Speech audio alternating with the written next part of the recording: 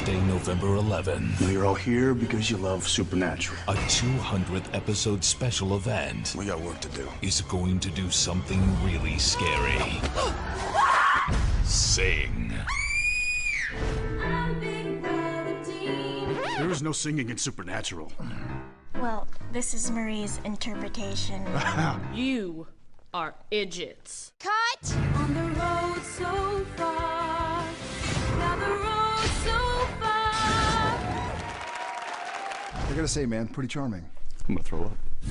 Supernatural. All new 200th episode special event. Tuesday, November 11th at 9/8 Central on the CW.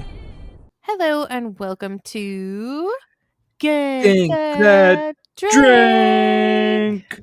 A Supernatural drinking game podcast. It's a podcast where we pick out this chunk. I don't want to call it a season, but this chunk we're picking out what might be our favorite episodes of the fantastic show Supernatural, and we are each choosing drinking games to play along with in our quest to curate the perfect supernatural drinking game. I am Krissy Lenz, and with me is Nate McWhorter. And today we're talking about my pick for possible favorite, Fan Fiction Season 10, Episode 5. Episode 6? Episode 7. Season 10, Episode 5. I was right the first time. And so just a little bit of a background on Season 10 that we're jumping into.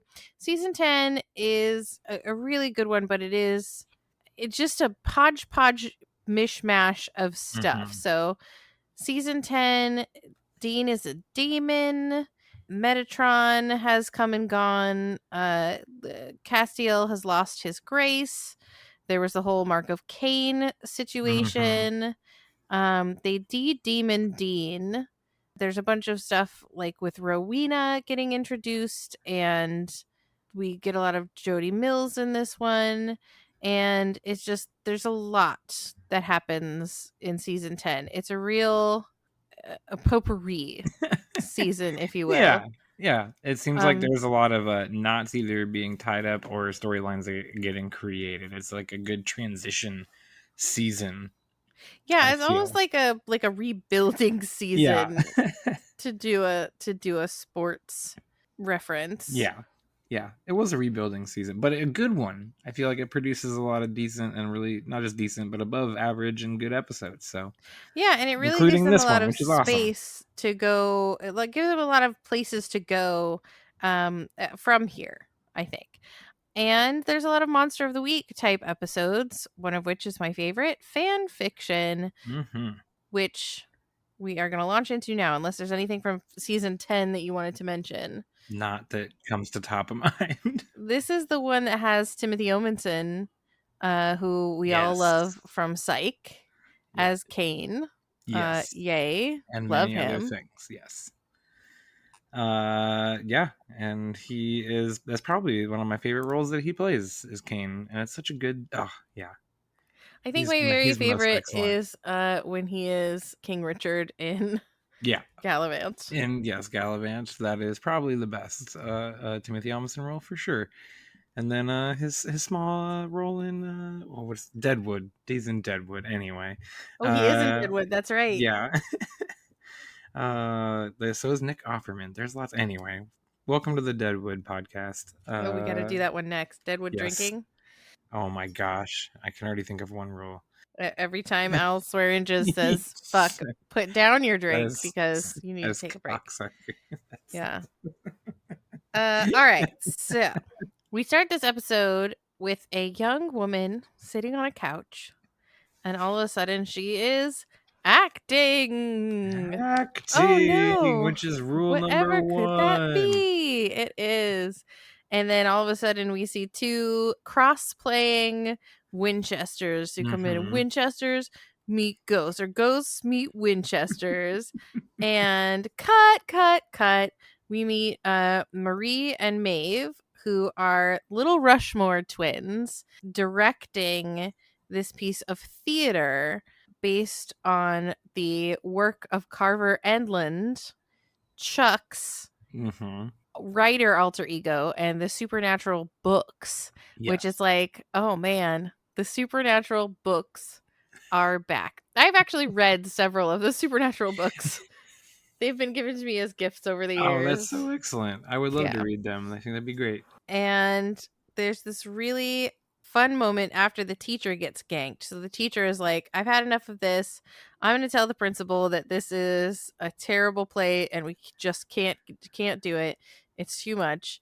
And she is on the phone saying that the The theater theater is is about about real truth. life. It's about truth and reality, not this supernatural crap. And she That should gets be ganked. that needs to be a rule. What? We need When to make someone that a says rule at the some word point. It says supernatural? supernatural. Anyway, I'll tell you why later, but Okay. it's yeah, that may be a rule we want to consider in the future, just because several episodes I've watched recently they say it a lot. But They do. anyway, I like it. yeah, I think it's fun. I think it's a good nod, like wink and nod that they love to do all the time. But yeah, she gets axed right away. And a little purple flower drifts down. Mm-hmm. Then we get all the title cards to all of the Supernatural weird episodes. The Western one, the Christmas one, all of the basically the weird ones. The Metatron episode. Yeah. It was great. Every single title card flashing by. I was trying to watch while chugging. Right, because you have to maintain your sippage the whole time. Yeah. Then beep, we're in the parking lot of a motel. I like seeing them in the parking lot. Mm-hmm. I like seeing Dean take care of Bebe. And I really felt like this parking lot of this motel felt like it was in a place, like it felt really real. And it felt like it was in a place that would have pine trees. Yeah, it felt almost like they were up somewhere near like a motel, maybe near Bobby's place. Like that's kind of where it felt like they might have been, because I almost thought that's where they were at first. And then Bobby's place. That's kind of where I know. Which I know it was a little late, but still thought they might have been up there, but no. Yep. So he's working on the car. Dean says he thinks he found a case and he just wants to get to work. They go to Flint, Michigan for this one, which seems almost like too big of a place that people know too much about. Yeah, there's sometimes they will go to like medium-sized cities or towns that you're like, yeah, it doesn't seem like the place that Supernatural typically goes to, but yeah, they've done a New York episode. They've done a couple other bigger city ones. But yeah, Flint's the spot. And it seems like, but I also love that no matter where they go, like it's always Carhartt jacket weather. It's always flannel weather in Winchester, USA. It's always Carhartt. Yeah.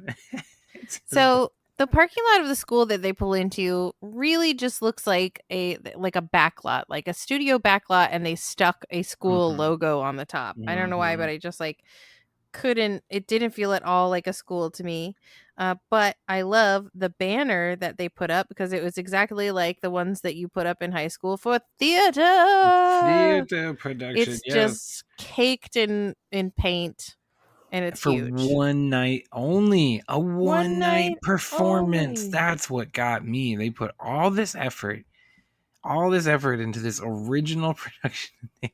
You're not going to make your money back. You got to do at least 2 or 3 nights. No, that house was not packed. That was preview night. You got to have preview night. Then you got to work out the kinks. Of course, I also want to get into you talk about the first scene. Like they're already in like full dress rehearsals, like almost at this point. That's what's kind of crazy to me. My guess is that they've been doing the dress rehearsals the whole time. From day one, they just started getting into costume. The thing that she's mad about in the cold open is that he's not wearing the samulet. Right. And it's like, wow, you're mad that she's not wearing one accessory? Like in rehearsal. Calm down. But that's the point, is that she's like they refer to her the whole time as being like a little dictator in this play that she has it's her vision Yeah. of the Carver Endland books. So as soon as the boys walk into the auditorium, it's idiots, Idiots and then acting. hey, ass butt. Ooh, then they're just like, what is happening? So funny. Maybe there is a case here. And then we get the song. Dun, dun, dun, dun, dun, dun, dun, dun. His name is Sammy. I'm Big Brother Dean. So I did count that as a Sammy. Sammy. Yes, yeah. I love the music. I love the set. Also good. I love that the sets are like really practical, like things that you would do if you didn't have very much resources, but they're great. Like they got a flat. With the exception, there is one very elaborate set that comes when you see the whole production, and it is when the motel room set. It is like they literally just took one of their motel room sets and put it onto this like stage, and we're like, yep, yeah, these high schoolers would have built this like 70s themed. It is so quintessential. It looks exactly like it. It I looks loved exactly it. like one that's probably been used in several episodes.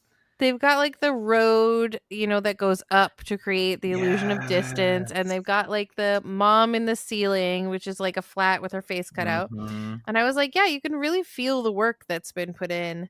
I loved it. And there's a funny moment where they're pulling out their badges and they're like, we're Agent Smith and Smith, no relation, which is a line from Die Hard. So if we were playing pop culture, we'd have to drink for that. But instead we're drinking because they're in their suits. Yes, we are. Yeah. In their suits. Smith and Smith. I love the moment where they're like, the two kids are showing the badges as well. And they're like, put it away. No, they're all doing this. Yeah. So funny. And Dean's immediately like, there's no singing in Supernatural. There's no singing in Supernatural. If there was, it would be classic rock. Which is so funny because Jensen Ackles is a wonderful singer. Mm-hmm. And it's similar to like in the Party Young Garth episode where he is like, oh, these douchebags making craft brew, and he has his own brewery.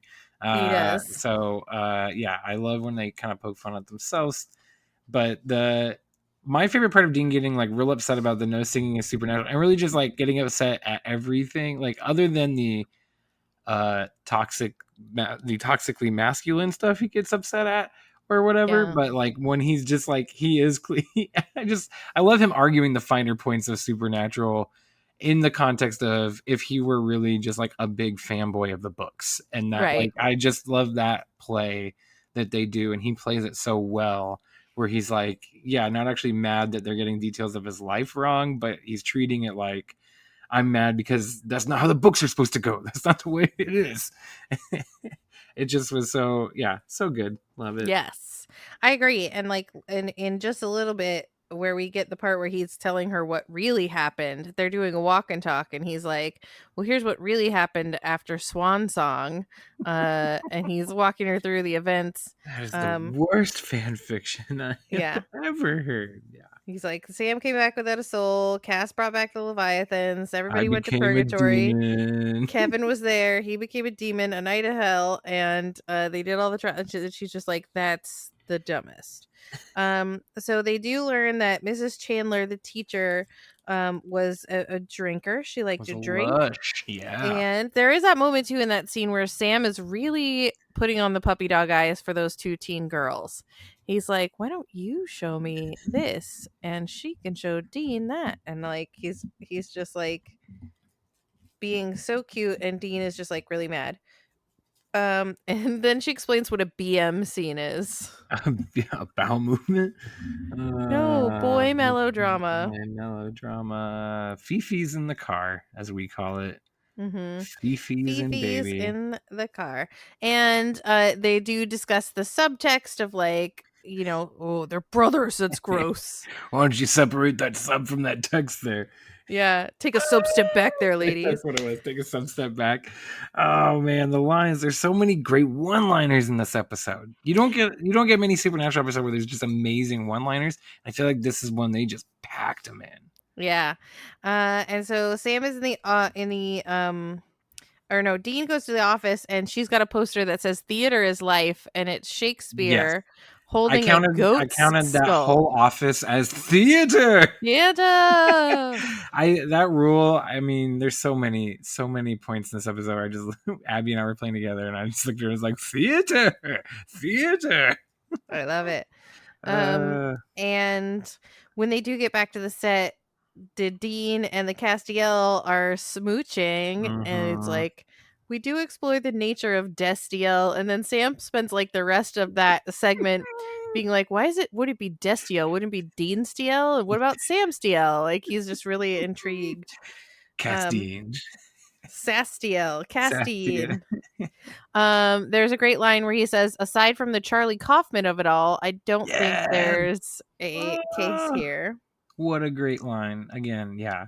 I love that one. I guess I probably forgot to count that. I guess were we playing Pop Culture? Wasn't one, was it? We weren't playing. No, we weren't playing. Not doing a Pop Culture. I was gonna say but we do drink for the Destiel references. Yes. So the Destiel references, them trying to figure out the new Destiel. I also counted anytime there was like the subtle Destiel, like there's like one or two times I think at the end of the episode too that I counted. Oh, really? Like the song? Yeah, I think Castiel song. Yes, yes. Wait right here. I counted that as a Destiel moment. Oh wow, you're always so much more generous than I am with the counting. Well, I like the rule, and I thought it warranted at least another visitation with the episode. You know, still putting it in our face. I thought it was fun. Yeah, I loved it. That's good.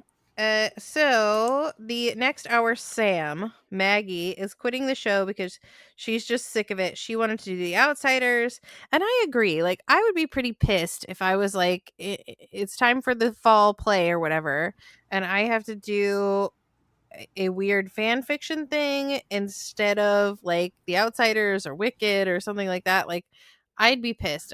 So when I was in high school, in my senior year, we ended up doing a production that was like written, I was going to say written by hand, but written by a friend of our theater teacher.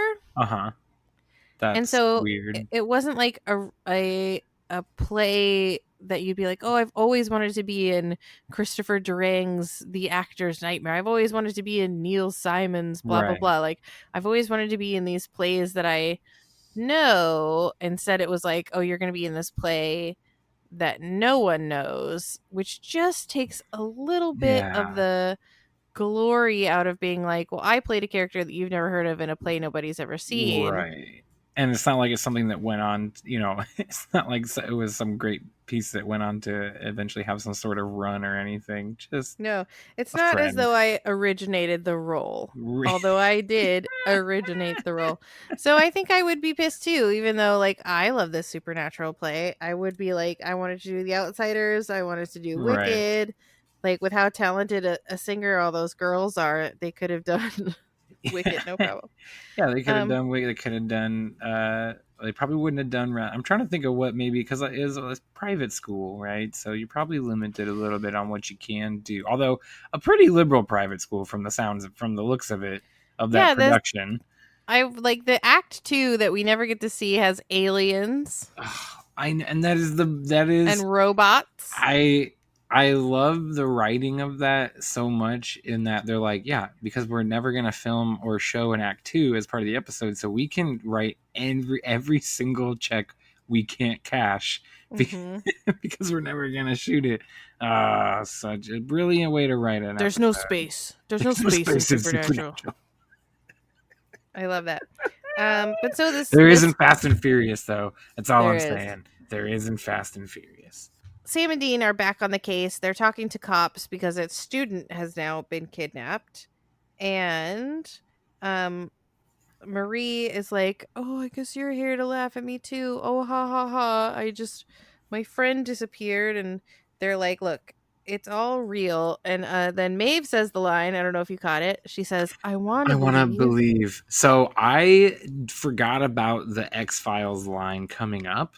Mm-hmm. So with your X-Files shot, which is like literally like 3 lines later, so I like we didn't do the shots because we were not trying to get too messed up last night. But had I done it, I would have counted both that I Want to Believe reference as a shot and then the X-Files line as a shot. It's what two I different marked it down. ones? I think I was counting them counted in it as just two one. different. But that's kind of what I figured, was that they probably just both as one, since they're so close together. You can either play the Nate way or the Krissy way. But her line that I Want to Believe, I think I paused. I just hit pause so I could laugh. Sometimes I hit pause just so I can laugh at a joke. It was very good. It was a great one. And then they get that moment too, which is from Galaxy Quest, which is like, it's all real. It's all real. Monsters are real, and they can buy that, but they don't buy that this is Sam and Dean. Right. They're like, you're too old to be Sam and Dean. Maybe more of a Bobby Rufus combo. Oh, the birds just keep coming. What a burn. So they do believe that they're hunters. Right. That is, oh yeah. Oh man. And they then what happens? So then they are ready to help, right? They think it's a tulpa from the Hell House Ghost Facers episode, which is a monster where if you believe in it, it comes to life. So they're sort of thinking along the lines that they believe so hard that they brought the scarecrow from the play to life. So Dean and Marie go to destroy that scarecrow in the boiler room, which isn't scary at all, even though she thinks it's terrifying. It's rather adorable. Love also, just real quick, the acknowledgement of Scarecrow a la season 1. I love going all the way back to season 1 with the Scarecrow. One of the sets, they say strike the Wendigo set at some point. I love it. Real deep callbacks in a lot of this, so that was really fun to see. And then it's not a tulpa. It's not. It's not a tulpa. It's a calliope. No. It's not a tulpa. And they have to do the show to draw Calliope out. And so Dean immediately switches into pep talk mode, but his pep talk is very like, okay, champ, we gotta do this play. He's Kurt Russell, even though it's terrible. Miracle. It's a terrible play, but we gotta do it, and you gotta do it, and it's gonna be great. And that's when we learn that she stands Sam. Yes. Her sweet, sweet Sammy. And poor Dean is just like, oh, okay. Which you can't be too upset about, because like ultimately it's like, I mean, it's a teenage girl. Like you're not trying to pull jigs here, Dean. Yeah. You can't be too upset that the teenage girl doesn't fancy you. Nope. She wants the sensitive boy who lost his shoe. Yes. And has no soul. The best line of the whole thing is when she says, writer, director, actor, I'm gonna Barbra Streisand this bitch. Like, it's so good. Acting with theater. One of those two I counted it as. So I also think that this episode serves to like remind us of a bunch of stuff we forgot that they plan on bringing back, including when he's like, well, where's Chuck? There's no Chuck. And she's like, it was a little too meta to have Chuck in this. And it's like, okay, you're reminding us of all this stuff. You're reminding us of Carver Enland. You're reminding us of Chuck. You're reminding us of the Samulet. You're even reminding us of Adam, the other Winchester brother who's still locked in the cage with Lucifer. So it's like serving all of these big story purposes within this monster of the week. Yes, they're dropping all these fun little hints, which is something I think they do. Like X-Files did it a little bit. X-Files would do that. They would drop some of the hints in the monsters of the week, but not to the degree that Supernatural, I feel like, does. Which is why when we've talked about, like, in the past episodes, is it worth skipping? Should you skip it or not? It's like hard because they're like, yeah, but they really do drop so many kind of bits of information all over the place that end up being important. Not that they don't cover it if it's something really important in a then sequence, but yeah. No, I was noticing several of those things too, and I was kind of noting them like, yeah, starting to set up phase 4 or whatever of the supernatural. Exactly. So he does a nice pep talk, and he does the Rent quote, and he's like, "Did you just quote Just Rent? quote Rent? Not enough to get us in trouble." So the play starts, and Dean is like into it. He's like bopping. He's like bip bip bip bip bip bip. It's toe tapping. And Sam gets immediately kidnapped by this scarecrow. He gets ganked so quickly. And we're just like, Sam, what is happening to you? Pay attention, my friend. He's like into the play. But there's a really interesting line in the song where she's singing like, he took our free will. Like she's saying that dad took their free will away. And I was like, oh, wow. Okay. It's true, but like, wow, it's heavy. They write some heavy sub into that text. They did. Not even sub. Actual text into that text. I love the Castiel song, which is like literally a line from the show where he's like, I'll just wait here then. And they turn it into a whole song, and it's so good. Yeah, I would have I want to hear the songs that didn't make it into the episode. That they, because they probably wrote at least 3 or 4 more that they just didn't make it, or didn't even shoot or whatever.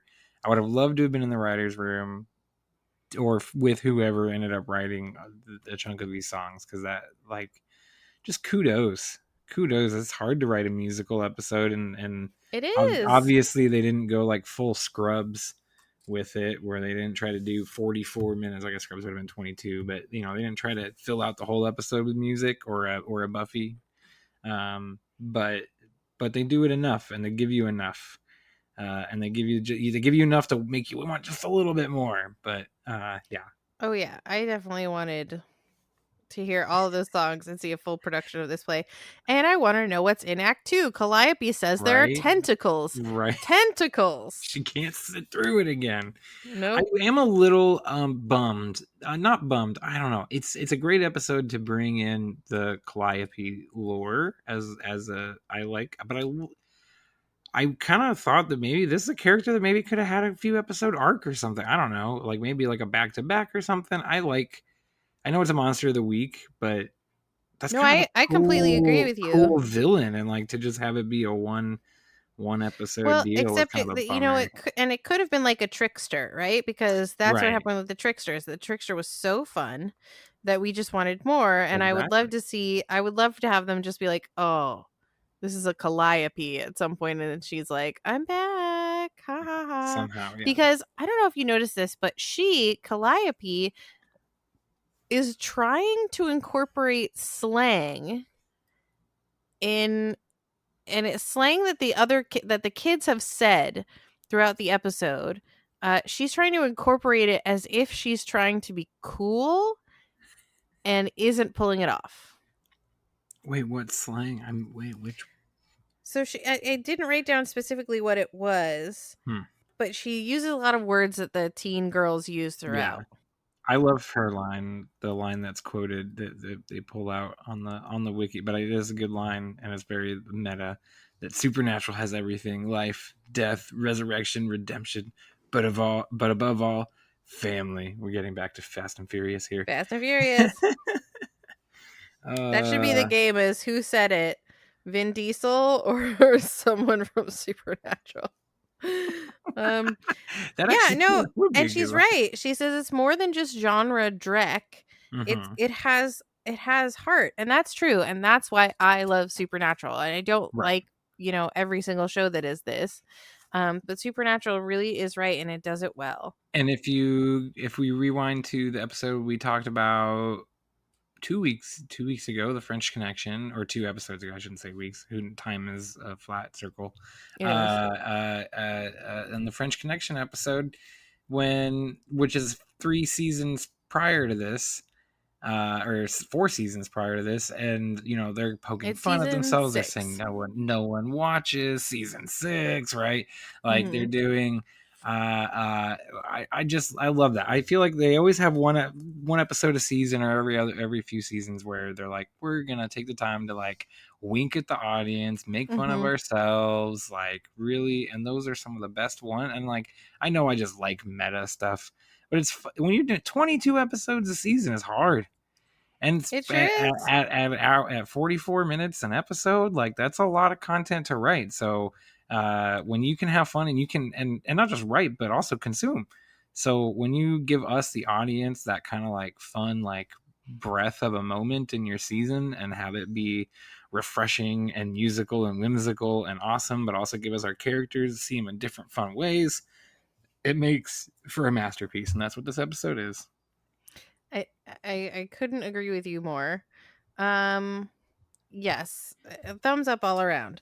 And also, speaking of thumbs up all around, while Calliope and Sam are having their little showdown, it's the Single Man Tear song. A single man tear The is best of all I'll the say. songs. And like she's saying, like, I wish I could tell Sam that I think he's perfect, and I wish I could tell Sam that I wish he didn't have all these subtext that they're making song text is so brilliant.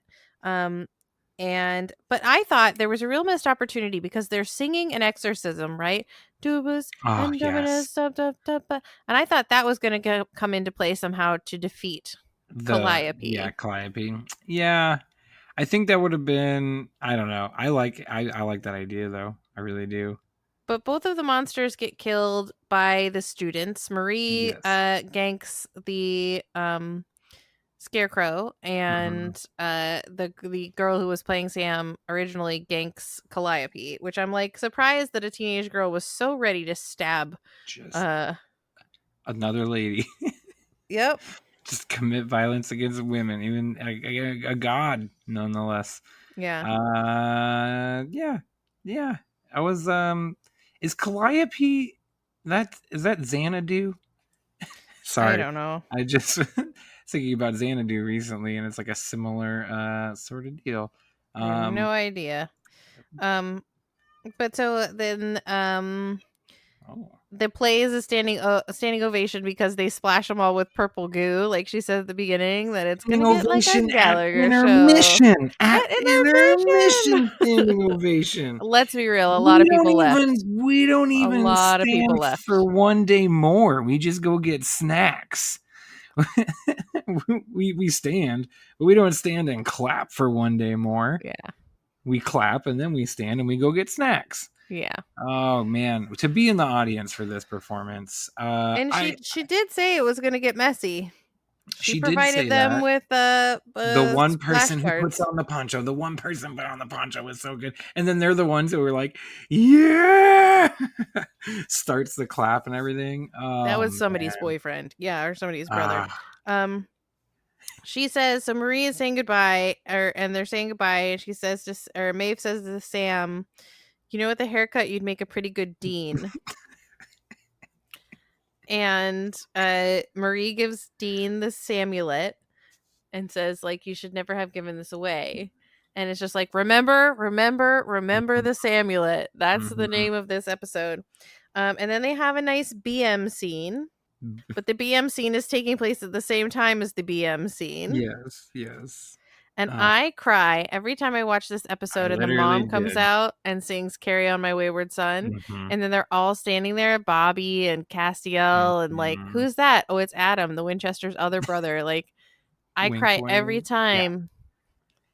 Yeah. It's so good. I shed a single man tear. during and it's like the girl, everybody in the cast, all the girls in the cast are really good singers, but they have like untrained voices. So it's like the kind of quality that you would see in a really impressive high school musical. Yes. Which I really loved. And it's a good, fun cover. I love like the looks they give each other. Like they're all, and they yeah, I mean, these are obviously professional actresses doing this television show, right, and so they do a good job of acting. Yeah, they're doing a great job of acting like high school theater actors, and it was wonderful. And it's fantastic. I can't talk. Fantastic. It's fantacular. Yeah, I loved it. It's fan fiction. Okay, so drinking. Oh, and then we see Chuck. They And keep Chuck waiting at for the someone from the end. publisher, and it's Chuck. Chuck at the end. Chuck. Abby looks at me and says, "Who is that?" And I said, "It's complicated." It's complicated. Who isn't that? So he's That's everybody. remember what a Everything. big deal it He's was. the whole world. And Remember what a big deal it was, just- and how much we speculated, and what a ruins- reveal it was. It doesn't ruin it, but it's like, man, like 13 and a half seasons of meaninglessness. No. No. Okay, so let's count drinking intervals because I Okay. think you probably got way more than me. I counted a total of 20 drinks and 3 shots, which should get you through to be able to go to work the next day. 3 No? shots to go to work the next day? I don't think so. Yeah. Well, No maybe I'm not way. doing big shots like you. Okay, Yeah, so I acting, I counted 4 times. have 5. Okay, theater, I counted 3 times. Oh, I have 16. Oh, damn. Okay. I counted so many different things as theater though. Like I mean, I obviously don't count the whole time the musical is going. I don't count, like, I count that as just one thing, obviously. Mhm. Like, I'm not counting one of my also talk about the making it look like a high school production. The way they did the demons coming out with like the shadow, like, oh man, that was also nails. And also all the crowd reaction shots. I loved all the shots of the people in the crowd. Like, they were really into it. It wasn't like, oh, okay.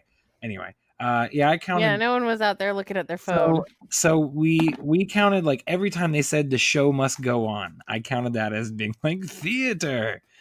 Quoting Rent, I counted. Her looking in the camera and saying the Barbra Streisand line, we counted. Wait, why would you count that as the theater?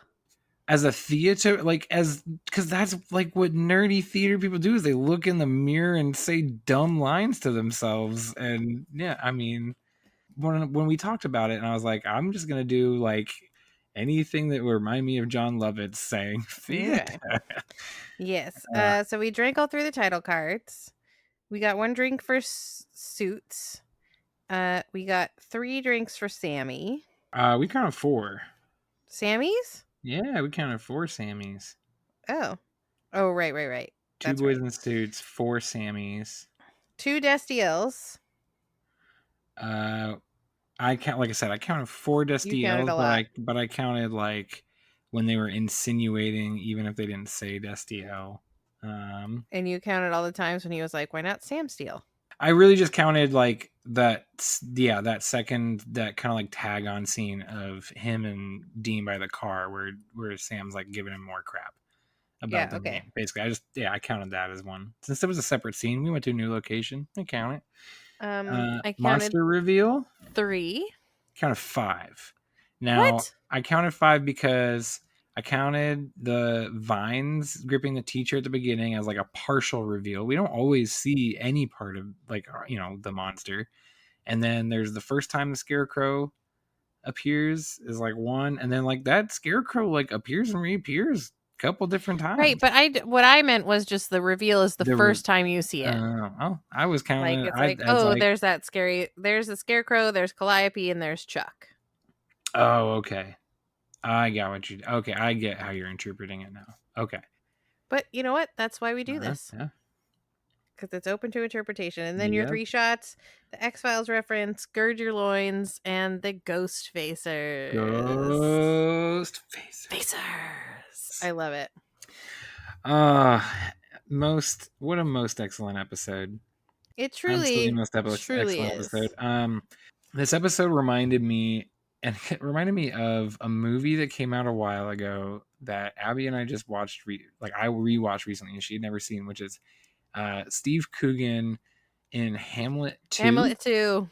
Oh my gosh, it still mostly holds up. There's some things that you're like, ooh, but it still mostly holds up. And is one of my favorite pieces. Like, I just love it as a movie because I just love and it's very similar to this episode where it's like fan fiction. It starts bringing in space and all sorts of other, obviously, like that's like Jesus and all sorts of stuff. But then there's the guy in the audience who is, oh man, he was on SNL for a time. I do not remember his name. He's in like Beer Fest. He's in a bunch of things. And he's just like sitting in a recliner in the audience and like getting high and just like loving every part of the show. And that's the way I felt that Poncho guy was. Yeah. That character in Hamlet 2. Shout out to Hamlet 2.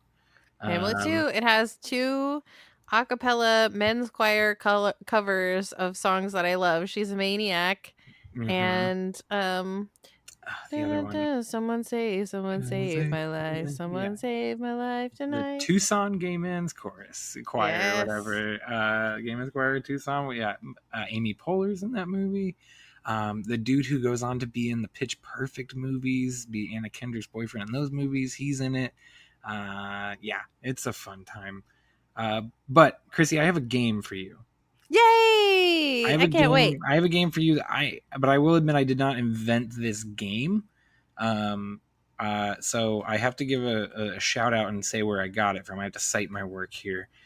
This game comes from another podcast actually that I listen to, that is a college football podcast called the Shutdown Fullcast. You can find that at any of your apps, whatever. But they do a game every once in a while. They play a game on there called, it's basically 2 truths and a lie, but they try to get the host Spencer Hall to guess. They've got 3 musicals. 2 of them are real and one of them is fake, and he always has to try to guess what the fake one is. So I have actually just kind of like slightly swiped the one they did most recently. They only do this every so often, and so I just took the one they did most recently and decided to see, there's 2 rounds, and to see if you could identify the fake musical in each one of these sets. I can't wait. So we'll go with the first round here. Choice number 1 is Man on the Moon. An American astronaut leads a mission of interplanetary dignitaries to prevent the destruction of the universe by a bomb that has been placed on the moon by an evil scientist. Okay, and do I guess right away it's real or No, fake? I'll read you all 3 and then you tell me which, unless you want to guess if it's real or fake.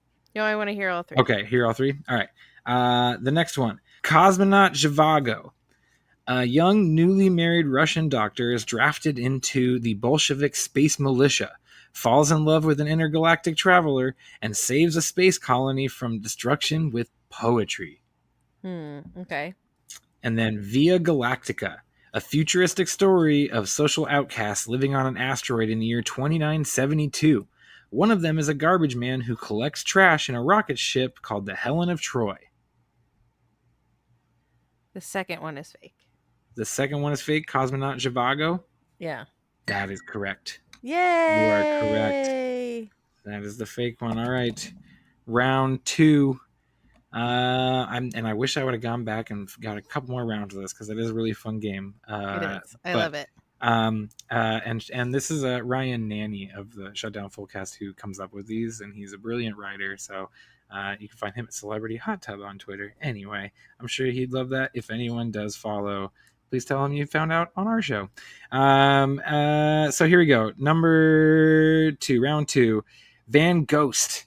After suffering severe pneumonia, Cezanne lies on the brink of death as he slips in and out of consciousness, reflecting on his career until he is visited by the ghost of a contemporary, Vincent van Gogh, who implores him to recover and create one last painting. Number 2, Into the Light. James Prescott, a physicist from Los Alamos, is trying to prove or disprove the Shroud of Turin. His obsession strains his relationship with his wife and his young son. And then number 3, Milk and Honey. The story of a busload of lonely American widows hoping to catch husbands while touring Israel, set against the backdrop of a country struggling for recognition as an independent nation. The first one. The first one is fake. Yay! Great job. Did you know any of these? Had you heard of I've heard of Milk and Honey. Milk and Honey? That one's the most wild of all 6 of these to me. Even the fake ones, that's the one that's the most wild. So yeah, I just thought with us watching a little musical, especially an original musical, I loved it. I would do something not original and steal a game from a different podcast. It's the best of all worlds. But yeah, you can go follow all the Shutdown Fullcast people, and they're wonderful. And the Supernatural is wonderful, and this episode is wonderful. I mean, I think it's perfect timing. Because what's next is for you to tell us what we're watching and what we're drinking to. Okay, so I can tell you what we're watching, and then I can tell you possibilities of rules. I've not narrowed down rules yet, because I haven't done that work yet. But I can tell you what I'm thinking. So the episode we're doing, the next episode, and I really don't want to. I mean, it's Scooby Natural. Scooby Natural. That's the episode we're doing, is Scooby Natural. So, what, in case people want to watch it, what season? That is season 13 episode. Season 13 episode 16. Okay. So what do you just to give us what you're thinking in case people want to watch ahead? Here's what I'm thinking. If you want to watch ahead, and if you want to do maybe we just do like a grab bag out of all these, and maybe you just pick a few that you want beforehand, and go with it. I don't know. But I have one rule, which is the I call it the Dean moment, or Dean face. Basically, like anytime where Dean gets like really excited, and the inverse is like right after that, Sammy like scowls or is like real incredulous or just like in disbelief, and whether that be in the real world or in the cartoon world, it happens quite a bit. So that's just one drink. Zaps. Anytime you got the zaps going on, 2 drinks per zap. Anytime Dean takes like a dig at Fred or hits on Daphne. Okay, dig at Fred or hit on Daphne. Or hits on Daphne. Take a drink anytime we're snacking. Yeah. Yeah. I love this one. This is one Abby came up with. I really love it. Anytime people are exclaiming something simultaneously. Simultaneous. That's gonna be the hardest one to count, because it happens a lot, I think. Velma.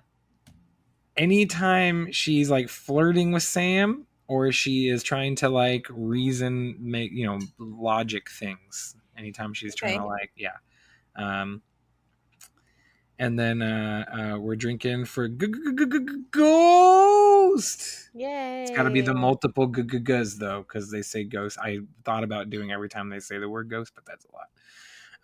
And then I forgot one for Velma. This is an add-on to the Velma. Or you big lug.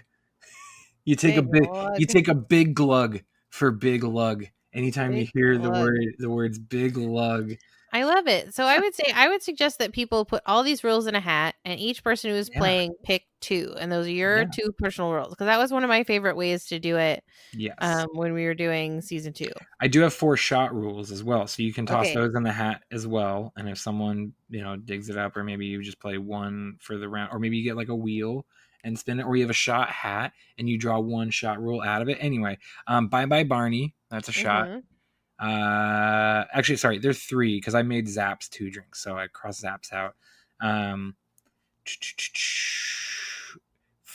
Take a shot at Fred.